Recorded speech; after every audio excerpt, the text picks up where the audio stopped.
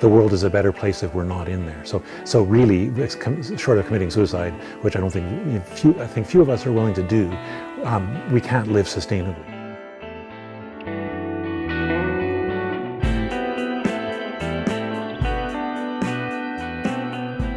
With 7 billion people on the Earth, we undoubtedly have a large impact on the environment. However, more and more are looking into solutions. Maybe it's impossible for us to live completely sustainable, but we wanted to find out the best way to decrease our impact. We noticed a rising interest in off-grid living. This is when someone isn't connected to the power grid or public utilities and instead uses mostly natural energy sources to run their home.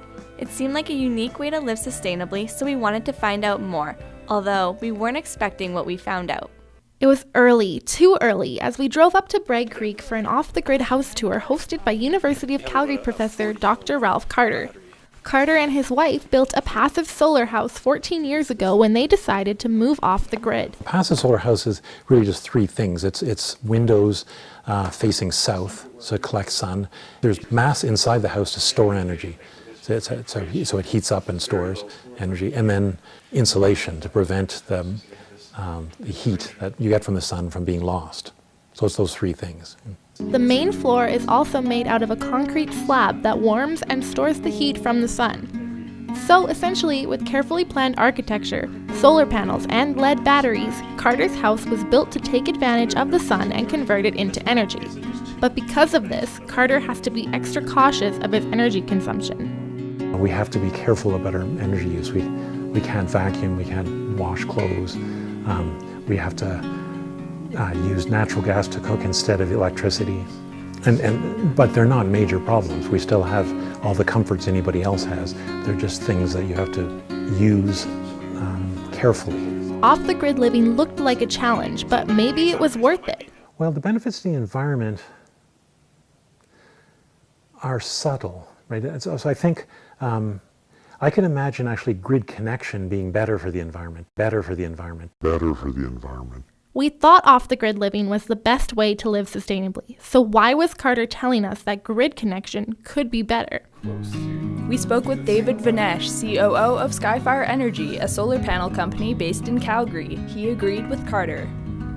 With off-grid systems, we have to really overbuild them to accommodate, that worst day of the year being, typically middle of the winter when there's very little sun. So, we have to build a much larger system to meet that, just a little amount of sun we have.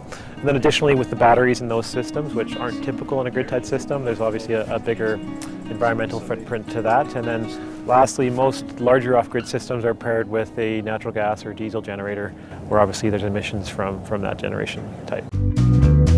Okay, let's put this into perspective. In Canada, energy is made in power plants by coal generators and then moves through power lines into your home. It passes through a meter that measures your usage and then through wires to power outlets and switches inside your home. Now, people living off the grid aren't connected to this energy created by the power plants. Instead, they generate the energy from sustainable sources like solar, wind, and hydro. The energy is stored in lead-acid batteries for when electricity isn't being generated. However, these batteries are harmful to the environment and can't hold an unlimited amount of power. So, extra batteries and solar panels are needed in order to get people through times of the year that generate less energy, like winter. Living off-grid is much better than running your house with energy from coal or gas, but it isn't perfect, and it's also next to impossible for people living in the city. So, is there a better solution for people in Calgary? Brian Taylor, a homeowner in Ecohaven, showed us around his grid-connected community in Northwest Calgary that takes full advantage of natural energy sources.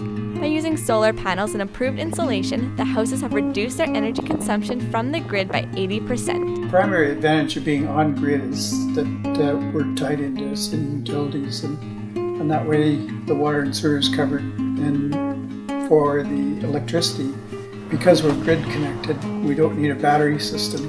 And for the places that do have PV on the roof, they can feed into the grid when they have surplus and draw when they need it. Feeding the grid? On a sunny day when solar panels generate more energy than what is used, they can give it back to the grid for a credit. Then, on days when they are in need of power, they can get that energy back without having to pay. But how much does solar heating even cost? Our experience shows that the extra insulation and better windows and so on is roughly about $15,000 per house. And then some of the other things, and often including a solar system, will bring the extra cost up to about $30,000 per house. 30 grand isn't cheap. However, Taylor explained that the efficiency of their home is slowly saving them money. By eliminating a standard gas system, furnace, and water heater, they have lowered their utility costs every month. And so certainly the target is to reach the point where there'll be zero extra cost to the operating of a house. Alberta is also implementing a $36 million rebate program for residential and municipal buildings with solar panels. So we found out it's impossible for us to live completely sustainable, but that being said, we should all do our part in reducing our environmental impact. And with help from environmental enthusiasts like Carter, Vanesh, and Taylor, sustainable living is becoming more accessible to the average person.